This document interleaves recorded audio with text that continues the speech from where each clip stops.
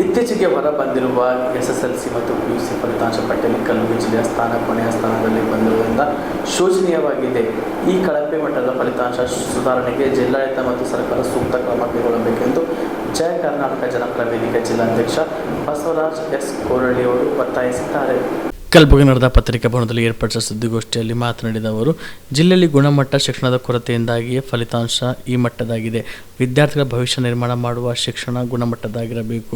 ಈ ನಿಟ್ಟಿನಲ್ಲಿ ಜಿಲ್ಲಾಧಿಕಾರಿಗಳು, ಇಲಾಖೆ ಸಂಬಂಧಪಟ್ಟ ಅಧಿಕಾರಿಗಳು ಸಭೆ ಕರೆದು ಶಿಕ್ಷಣದ ಗುಣಮಟ್ಟ ಹೆಚ್ಚಿಸಲು ಆದೇಶ ನೀಡಿ ಫಲಿತಾಂಶ ಸುಧಾರಣೆ ಯಾವೆಲ್ಲ ಕ್ರಮ ಕೈಗೊಳ್ಳಬೇಕು ಎಂಬ ನಿರ್ದೇಶನ ನೀಡಬೇಕೆಂದು ಒತ್ತಾಯಿಸಿದರು.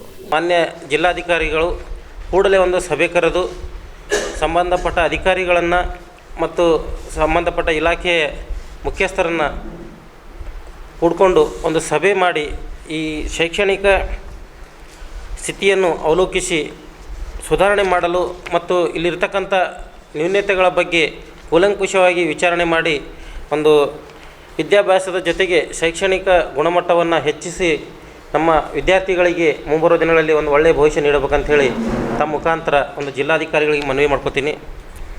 ಯಾಕಂದರೆ ಇವತ್ತಿನ ಶೈಕ್ಷಣಿಕ ಗುಣಮಟ್ಟದ ಆಧಾರದ ಮೇಲೆ ವಿದ್ಯಾರ್ಥಿಗಳ ಭವಿಷ್ಯ ನಿಂತಿದೆ.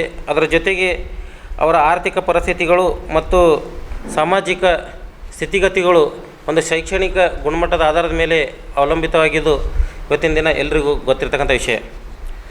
ಕಲಬುರಗಿ ಜಿಲ್ಲೆಯ ಒಂದು PUC ಪರೀಕ್ಷೆಗಳು ಮತ್ತು SSLC ಪರೀಕ್ಷೆಗಳು ಒಂದು ಯಾವ ರೀತಿ ನಡೆದಿದೆ ಮತ್ತು ಮುಂಬರುಗಳಲ್ಲಿ ಯಾವ ರೀತಿ ನಾವು ಇನ್ನೂ ಸುಧಾರಣೆ ಆಗಬೇಕಂಥೇಳಿ ಕೂಡಲೇ ಇವಾಗಲೇ ಒಂದು ಜಿಲ್ಲಾಧಿಕಾರಿಗಳು ಒಂದು ಕ್ರಮ ಕೈಗೊಳ್ಳಬೇಕು.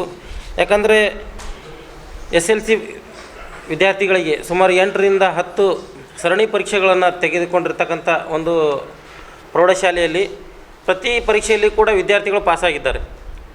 ಆದರೆ ವಾರ್ಷಿಕ ಪರೀಕ್ಷೆಯಲ್ಲಿ ಬೋರ್ಡ್ ಎಕ್ಸಾಮ್ದಲ್ಲಿ ನೋಡಿದ್ರೆ ಇವತ್ತಿನ ದಿನ ಫಲಿತಾಂಶ ಒಂದೊಂದು ಶಾಲೆಯಲ್ಲಿ ಒಂದೇ ಒಂದು ವಿದ್ಯಾರ್ಥಿಗಳು ಪಾಸಾಗಿರೋದಿಲ್ಲ. ಕೆಲವೊಂದು ಶಾಲೆಗಳಲ್ಲಿ 2 ವಿದ್ಯಾರ್ಥಿಗಳು 3 ವಿದ್ಯಾರ್ಥಿಗಳು ಪಾಸಾಗಿರೋದನ್ನು ಇವತ್ತಿನ ದಿನ ಗಮನಕ್ಕೆ ಬಂದಿದೆ. ಇದರ ಅರ್ಥ ನಮ್ಮ ವಿದ್ಯಾರ್ಥಿಗಳು ಪರೀಕ್ಷೆಯಲ್ಲಿ ಕೇವಲ ಕಾಪಿ ಮಾಡೋದರ ಮೇಲೆ ಅವಲಂಬಿತರಾಗಿರೋದು ಅಂತ ಅನ್ನಿಸ್ತಾ ಇದೆ. ಆದ್ದರಿಂದ ಇವತ್ತಿನ ದಿನ ಒಂದು ಪ್ರೌಢಶಾಲೆ ನೋಡಿದ್ರೆ 8-10 ಜನ ಶಿಕ್ಷಕರಿರ್ತಾರೆ.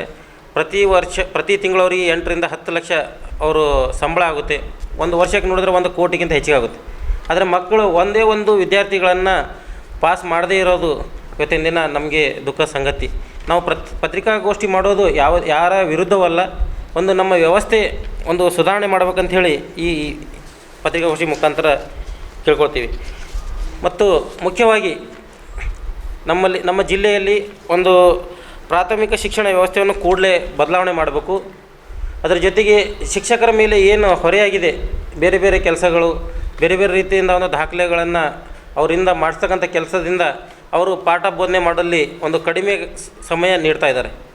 ಉದಾಹರಣೆ ಹೇಳಬೇಕಂದ್ರೆ ಅವರು ಪಾಠ ಮಾಡೋದಕ್ಕಿಂತ ಹೆಚ್ಚಿಗೆ ಪಾಠದ ಟಿಪ್ಪಣಿ ಬರೆಯಲು ಕಳೀತಾರೆ.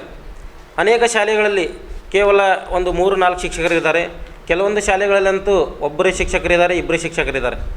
ಅವರು ಕೇವಲ ಮೇಲಾಧಿಕಾರಿಗಳು ಬಂದರೆ ಅವರಿಗೆ ದಾಖಲೆ ತೋರಿಸ್ಬೇಕು.